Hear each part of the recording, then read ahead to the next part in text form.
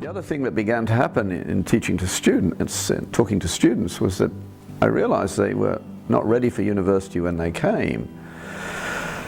And several of us who were Christians at the University of Ottawa had watched the phenomenon, sadly the far too common phenomenon, of young people arriving at university with a faith and departing without one, or at least one in a fairly severe state of disrepair.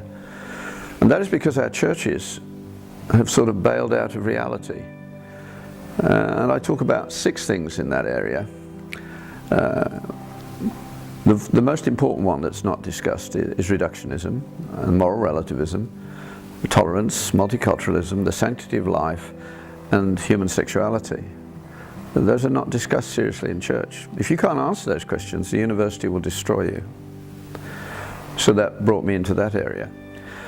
I also had to realize that my own Christian faith had been neglected in many ways.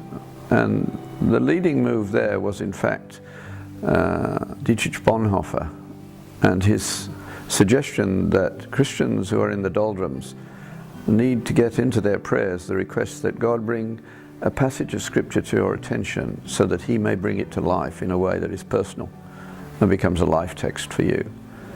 So I did that, and my life changed because of the Sermon on the Mount. So I talk about that not infrequently, and that's probably one of the greatest gifts I've been given, is that whole way of thinking about that. So in short, I want to get Christians to think Christianly instead of just feel Christianly. At the moment, especially evangelicals are largely feeling where they should think and thinking where they should feel. So if this interests you, this website will interest you. If it doesn't, well, I'm grateful that you visited, and I hope you find peace and joy.